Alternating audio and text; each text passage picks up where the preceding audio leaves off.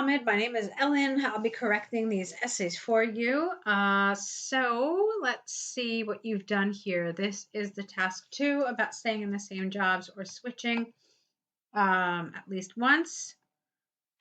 Okay, let me see something really quickly here, as it looks like you wrote quite a bit here. Just want to see what your word count is.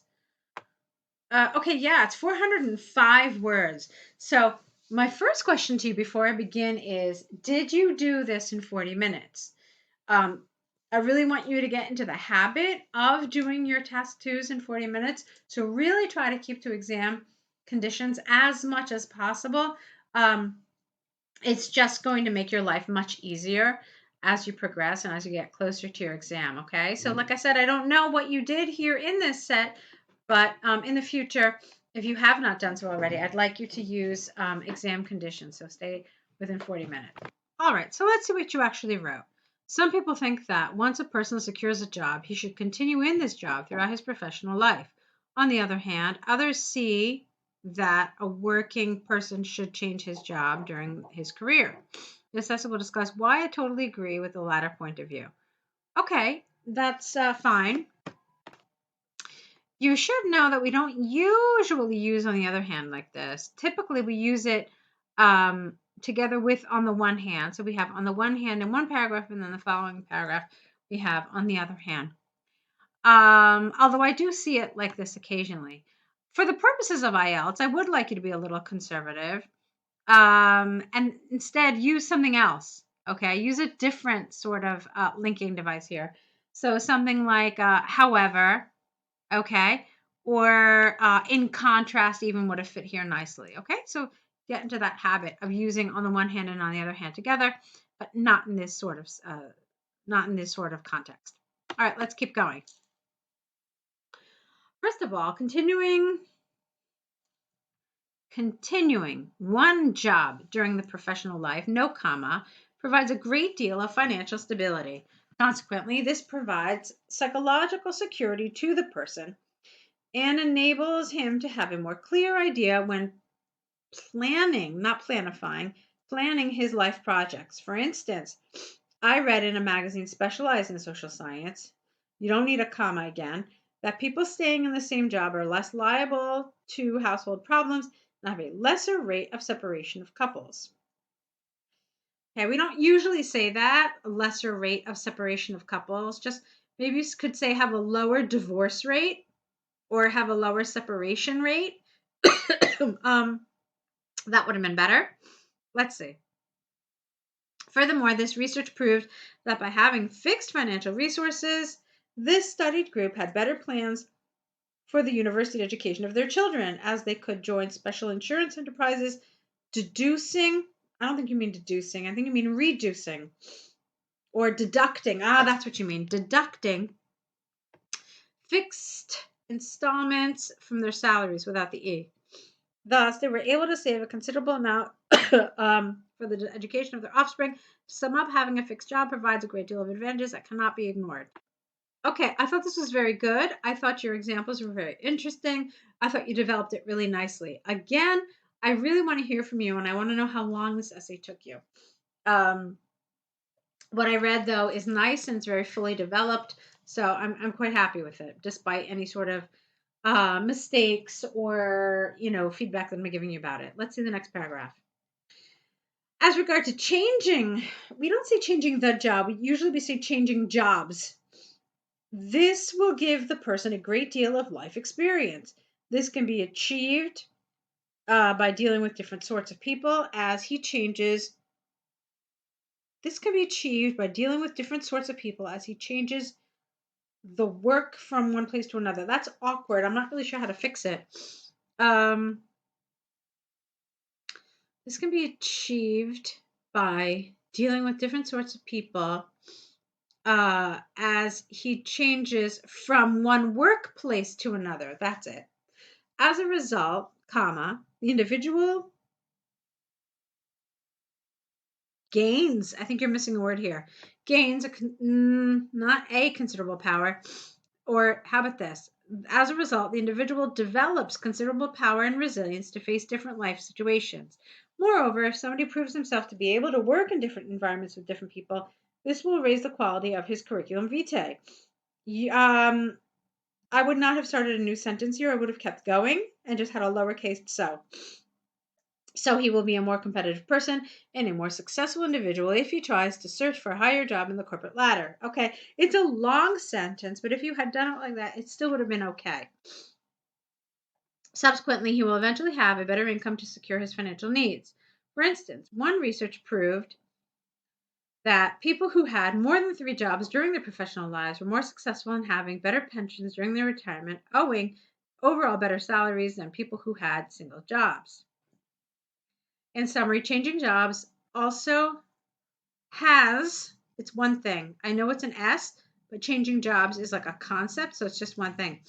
In summary, changing jobs also has a lot of positive aspects that cannot be ignored.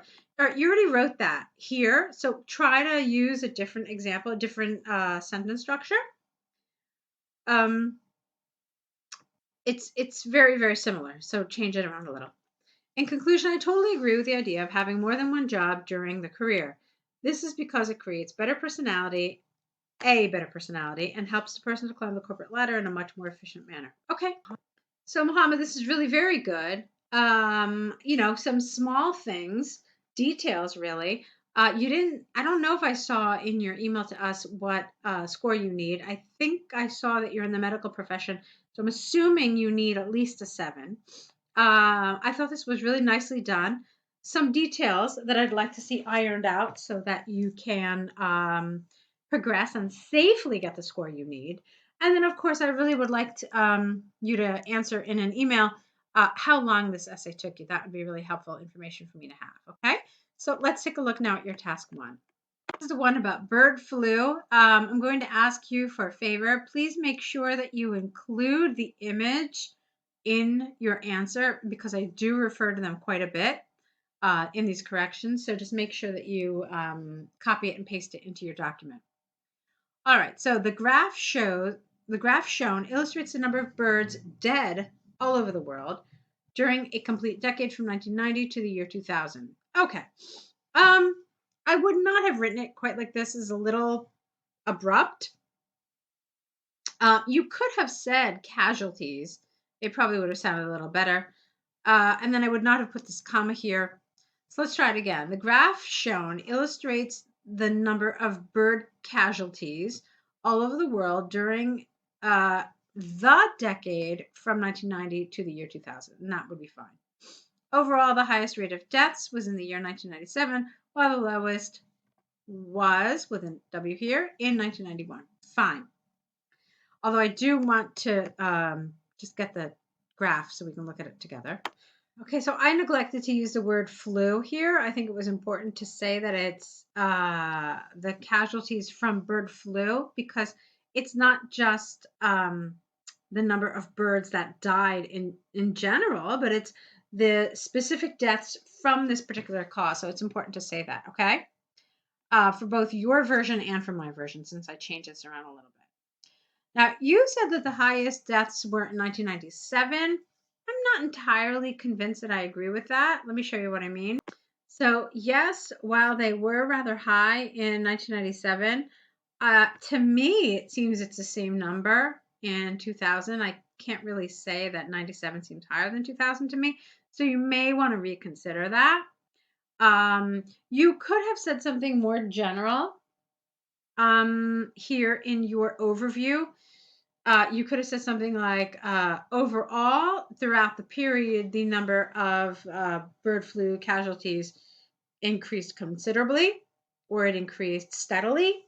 Well, maybe not steadily because it does have that plateau at the end. But you can say that the casualties increased considerably. And then that would be fine. You don't have to say this high thing here. All right, so let's see. By looking at the first 5 years studied, we will find that the years 1990 and 1991 had the lowest bird mortality rates, recording approximately 120,000 birds during both of these years. Starting from 1992, The number of deaths of birds started to rise consistently and significantly. In 1992, about 130,000 birds died, with a similar number in 1993. This rate rose to 140,000 birds in 1994 and ended with 150,000 casualties in 1995.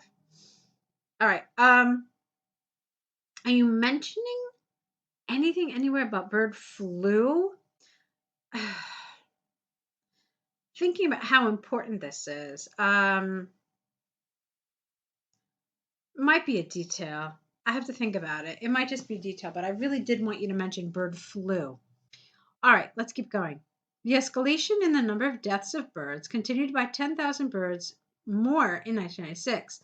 The most significant rise in the number of casualties was between 1996 and 1997, where 15,000 more birds died in 1997 than in 1996, recording a total of 175,000 birds. Afterwards, that should be one word, an almost steady mortality rate was maintained good between 1998 and 2000. In the latter period, the number of deaths oscillated, oh, that's nice, between 170 and 175,000 birds. Okay, I think this is fine. I think it's lovely. Didn't mention anything about bird flu. And so it's almost as if you're talking about the general bird deaths, which is not entirely accurate. And so I'm just trying to think from an examiner's perspective. If this is really important or how important it is. Is it important? Yes, but I'm just not entirely sure how important it is. I would have liked you to be a little more faithful and use the word flu somewhere in your answer. You didn't. Because, I mean, birds could be dying for any number of reasons, but we're just concerned about this particular reason. So I really wanted you to mention that. On the whole, though, I thought you did an excellent job of this set. I'm really quite happy with it. You had a nice variety of language. It was rich, it was specific, it was varied. And so it was a very good set overall. Okay. I'm really looking forward to your next set. Try to apply some of the feedback you get today in your next set. So I'm really looking forward to it. Good luck.